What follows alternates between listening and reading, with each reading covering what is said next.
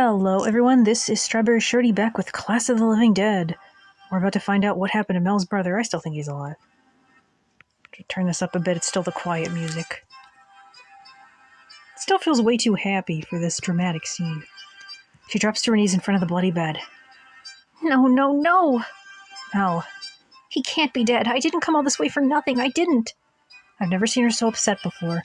Yua and Ronco hang back, their gazes worried as Mel covers her face in sobs. We all knew there was a good chance we were too late, but Mel must have really clung to the hope that we'd find him here. I never imagined I'd see her sobbing like this. The girl who was usually so strong even in the face of horror and tragedy is now broken down over the belief that her brother is dead. Mel is distraught. What should I do? Comfort her or stay back? Comfort her, obviously. I need to do something. Mel needs me. I take a hesitant step forward. Mel. Go away! I crouch alongside her. Do you really want me to leave? You're not alone, Mel. We're here for you. You can stay. Her tone is dull and flat, but I reach out and put my hand on her shoulder. I mean, this isn't proof he's dead no matter what. That blood could be from anybody. There's no body. I'm here. I know you mean well. Sorry I snapped at you. It's okay, I understand. We came all this way and we didn't find him. Do you think there's any chance he's still alive? I don't know what to say. We didn't find his body, only an empty bed. The chances that he's a zombie now seem massive. But there's always a chance he survived like we did. My hesitation must give Mel renewed hope, because she lifts her head and stares into my eyes. Despite her tear-stained face, her gaze is fierce again. There is a chance, isn't there? I don't think it's likely, but... I know, I just want to believe. She slumps and I catch her. I half expect her to pull away, but instead she stays in my arms, crying quietly against my shoulder. I'm sorry, Mel. I'm so sorry. We should be looking for him. Don't do that. Don't apologize. He might still be alive, and even if he isn't, it's not your fault. I'm the one who decided to come out here. What are you going to do? I don't know yet. The hospital is so big, and if I found him as one of them, I think it would break me. I hadn't even thought of that. If her brother turned into a zombie and we needed to fight him, that would be traumatizing for her. On the other hand, I'd rather know. Same here. I think not knowing would be the worst part. Are you sure? I don't know. I don't want to see that, but I don't want to spend my life wondering either. Although I suppose it doesn't much matter. Our chances of finding him in any state are low. She seems so conflicted right now. Maybe the best thing for her is to get out of here before we have any chance of running into him. No, we should look. Do you want to go back to the school? I suppose. She stands up slowly with my help and looks around the room. If only there was some way to know for sure. Mel. I know what you're thinking, but I'm not just clinging to blind hope. If he is still alive and I leave now, I'd be abandoning him. Whatever you decide, I'll support you. It's good to have you by my side, Shorty. I know I can depend on you. Always. I just hope she doesn't decide to do anything crazy. We can't search the entire hospital for someone who might be dead. Yes, we can. Plus, there could be other survivors. A crackling from the ceiling draws all of our attention to the intercom mounted on the wall. What? Is someone still here? If you can hear this, come to the first floor nurses station. Repeat, come to the first floor nurses station. The speaker sounds like a young woman. Although her voice trembles, she continues to broadcast her message over and over. Man, this game has like a huge cast of characters compared to all the other ones. Any survivors in the hospital, please come to the first floor nurses station. I repeat, come to the first floor nurses station. There are survivors at the nurses station. We have to go, and this is where we learn that doctor was a killer. Are you sure that's a wise idea? Look, I know there's a good chance we won't find my brother. I accept that, okay? But now that we know some people are still alive, I need to check it out. Despite her tear-stained face, her eyes burn with determination. If my brother isn't there, we'll leave the hospital. All I ask for is this one last chance. We exchange glances and nod. It isn't as though we can deny Mel this simple request after coming all the way this way to the hospital. All right, let's go. This again feels like RPG Maker music. Do you know where the nurses' station is? I've been there before. Follow me. We follow Mel through the hospital's halls, but it isn't long before we run into zombies. 3 lurch toward us down the hallway, their dead eyes fixed on us. Looks like we'll have to fight. We ready our weapons. The zombies pick up speed as they get closer, as if enthused by the thought of their prey. I prepare to throw an acid vial at the nearest one. Even as I do, the door alongside me bursts open and a zombie stumbles out, a bloodied hospital gown flapping around its legs. Ah! I spin and throw my projectile just in time. The acid explodes over the zombie's face and it falls back. We don't get to see that zombie animated. More of them! Up ahead, another group has joined the first 3. Suddenly, every door seems like a threat. Any room could contain zombies waiting to attack us. It's too dangerous to fight our way through the entire hospital. We aren't turning back now. Her eyes wild, she stares around the hallway and then finally points straight ahead. Look, just beyond this hall. I bet that duct will lead us closer to the nurse's station. First sewers, now air ducts? I suppose it's worth a try. Climbing into a narrow space like that will require us to go single file. Whoever goes last will most likely need to hold off the zombies. The person who enters the duct last will be in the most danger. It should be Ronco. She's the strongest. Why am I going to volunteer to go last? I'm not going to volunteer because I really think Ronco's better suited. She has a katana. I have limited weapons. No one says anything, glancing away to avoid meeting their gazes. I've taken enough of the risky jobs. I'd do it, but I should be in the lead since I know the way to the nurse's station. I'll do it. That should work well enough. Let's move. She takes off down the hall toward the distant dock, and we follow. Our charge is enough to get us through the zombies blocking our path, even as more fill the hall behind us. So many of them. Doctors, nurses, patients. This is awful. Mel reaches the air duct and forces the vent open. It's just big enough for someone to fit inside. She squeezes through and disappears into the darkness. Once she's clear, Yua scrambles in after her. I wait in tense silence with Ronco as the zombies get closer and closer until at last there's enough room for me to follow. This air duct looks real misty. The air duct is cramped and confined, but I force myself to crawl through it as fast as I can. At last, I've made enough progress for Ronco to follow. You know, they say air duct. This looks like a bricked-in, area. Like a real-life photo. I'm in. And look, those look like jail cells. This looks like Resident Evil 2 Remake's police station. The jail cell area. Anyone else think that? Her voice is tense and clipped, but I breathe a sigh of relief. We all made it. The plan worked. What are you being all tense for?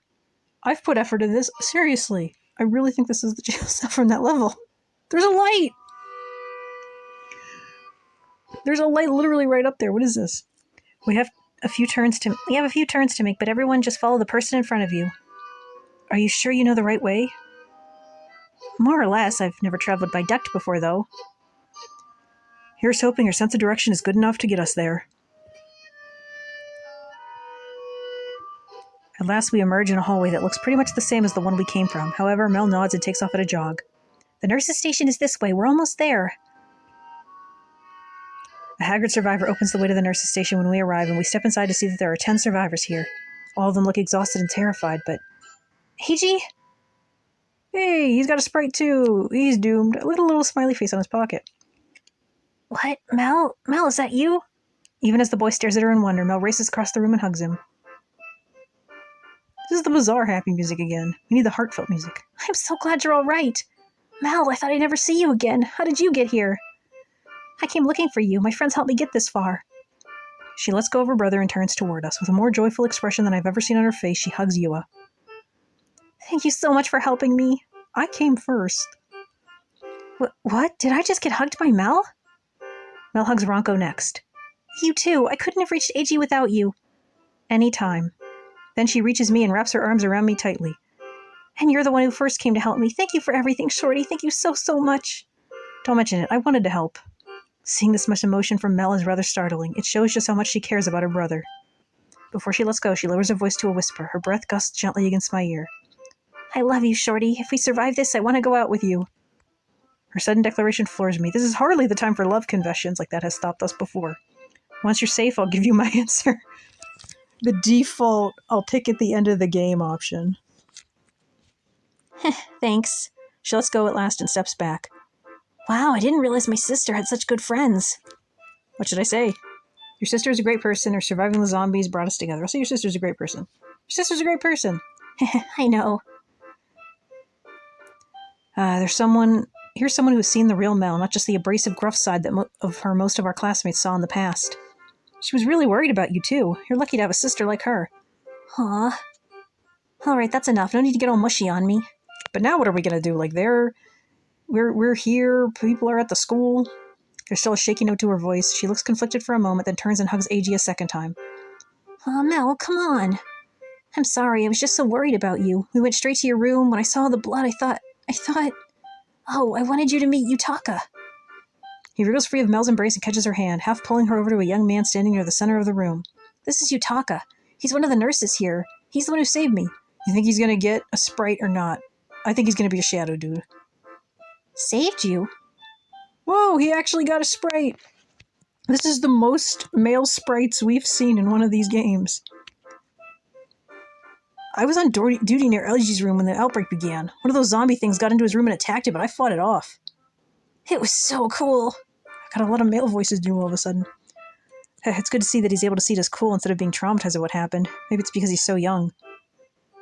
I'm sorry for leaving such a mess behind. I didn't know how to kill the zombie, so I had no choice but to attack it over and over again until I could get AG to safety. Don't apologize. I'm just glad the blood wasn't his. Thank you so much for saving him. If there's anything I can ever do for you, let me know. There's no need to repay me. So what now? Are you and your friends going to stay here with us? The plan was to take you back with us to the school, actually. School? Are there more survivors? We haven't been able to contact anyone on the outside, so we're in the dark here. Oh, they don't know how bad things are. Well, the thing is, everyone in the room draws a little closer, their gaze fixed on me. They must all be eager for news of the outside world. What should I tell them? Be completely honest or focus on the school being a safe place? I'm going to be honest. Because the school, we don't know how safe it is, and they deserve the truth. They'll find out the truth eventually. It's better if they hear it all now to get the pain over with. Then they can move forward. Take a deep breath and tell them what we saw on the news. I tell them everything, even the part about how international forces are on their way. In other words, it's pretty bad out there. We need to work together to survive. Horrified silence fills the room once I finish. It's a shock. They'll need time to get used to it, but at least we have good news, too. We fortified the school to make a safe place for survivors. We're hoping we can start building things up from there and eventually turn this whole thing around. How much food do you have at the school? We probably should have looked at that. I glance at the others. We got some supplies from the home ec room, and the cafeteria must have food in storage, too. That will do for a while, but then what? What do you mean? Even if we pull our supplies together, we'll eventually run out. Unless we have a sustainable food source, we can't survive. Yutaka's words are blunt, but accurate. Bleak, but accurate.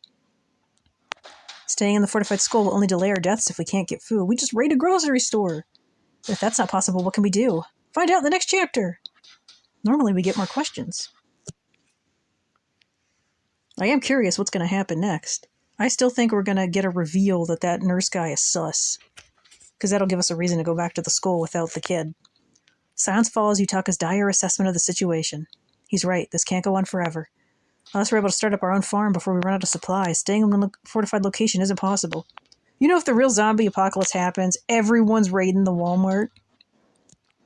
I try to imagine the effort it would take to secure enough of the school grounds to grow our own food. I think we could manage it.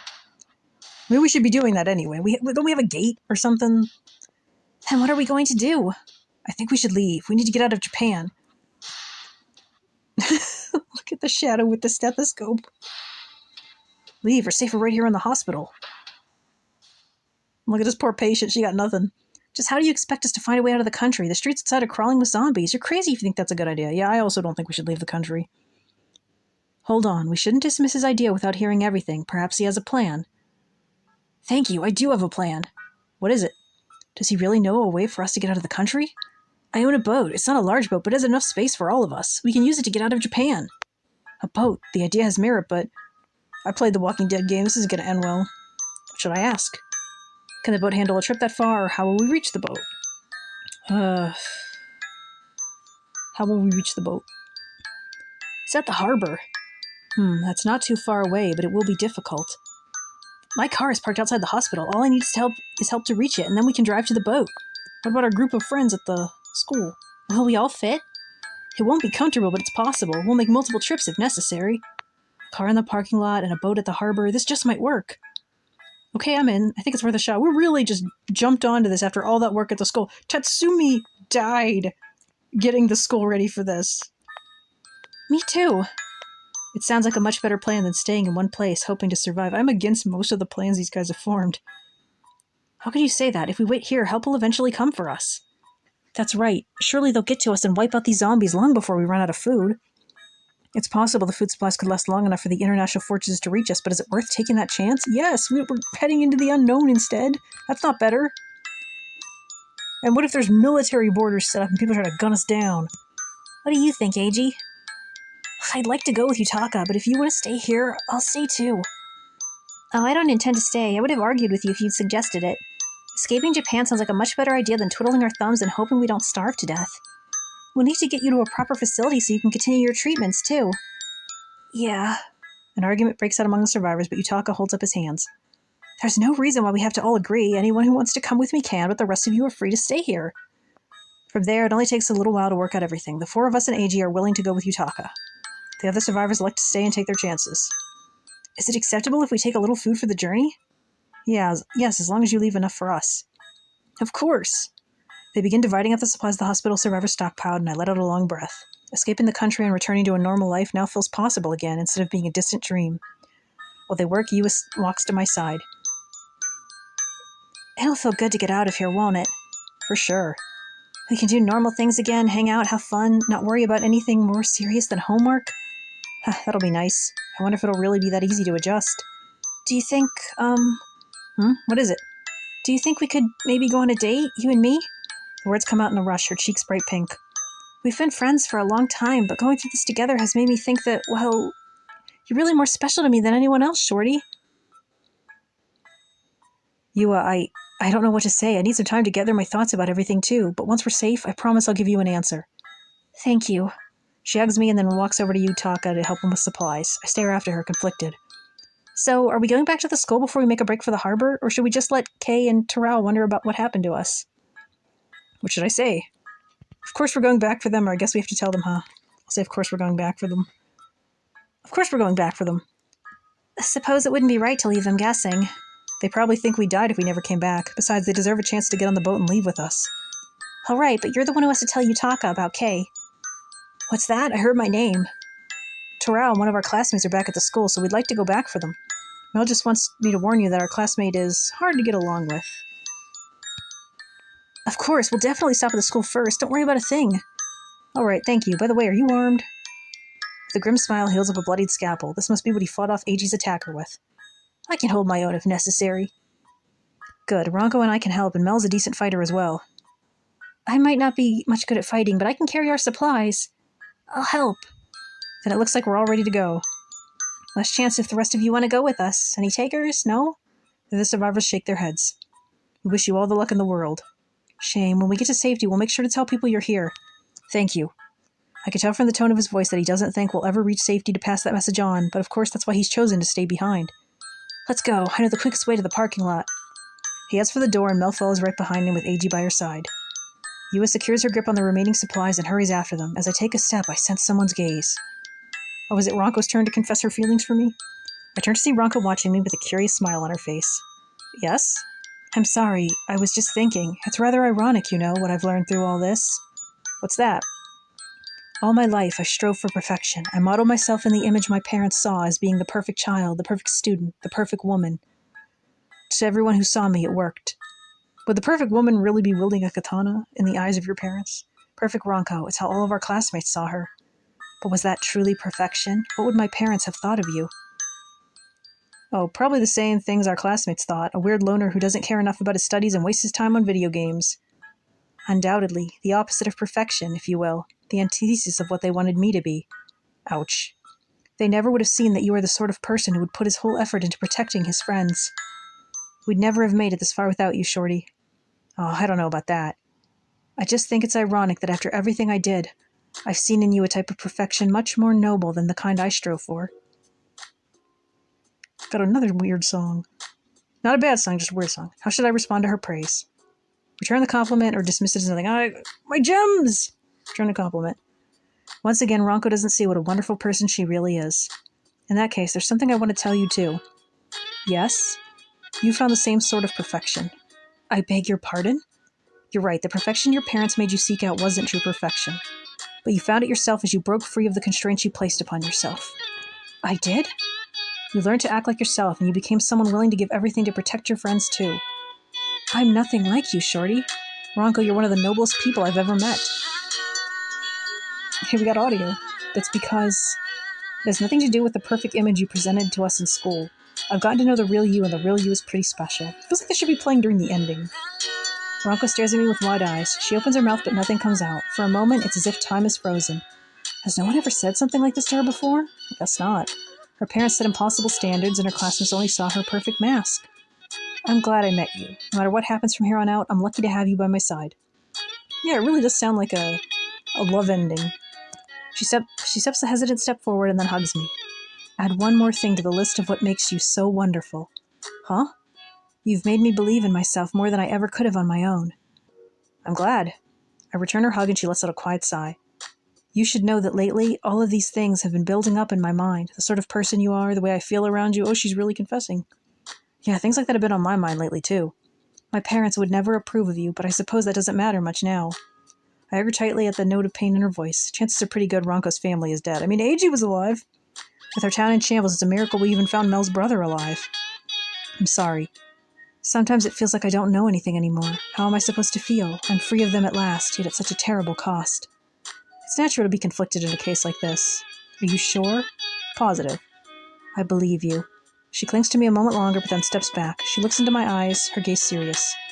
Regardless of who will or will not approve, I want to spend my life with you. I would like very much to date you once we have the luxury to do so. Always so formal. Right now we need to concentrate on escaping, but I promise to give you an answer once we're safe, and I have time to think. That's all I ask. Are you ready for this?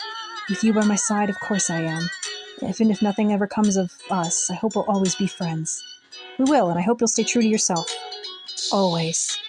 We've both come so far thanks to our experiences together. Maybe it was destiny that caused our paths to cross. Together, Ronco and I hurry after the others. This way! Instead of using the ducks, we follow Yutaka as he leads us through the hospital halls to a back entrance. Zombies harry us as we try to escape, but we have enough weapons left to fight them off. That's my car right there. I'm glad you parked so close to the entrance. I like the shorter walk, but I'm especially grateful for it now. It's not a huge car, but there's enough space for us to squeeze in together. Even the car gets a little thumbnail thing. An avatar. The car will provide protection from the zombies. This feels so much safer than traveling on foot. As soon as the doors close and Yutaka starts up the engine, I breathe a sigh of relief. Which way to your school? Alright, go straight once you leave the parking lot and then turn right. The drive to the school is almost relaxing. With a car, we can outpace any zombie, and the few that try to attack can't reach us. Yutaka pulls up alongside the building. Now comes the dangerous part. Someone has to get into the school to tell Kei and Tarao what's going on. Should I volunteer? Oh my gosh, why does it have to cost gems?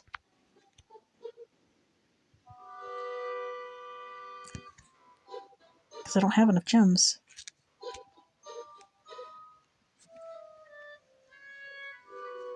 Let's see what I can trade for. Well, at least I have some points.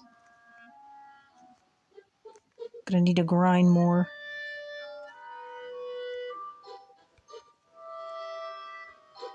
Now you all see what the grinding system is like for this.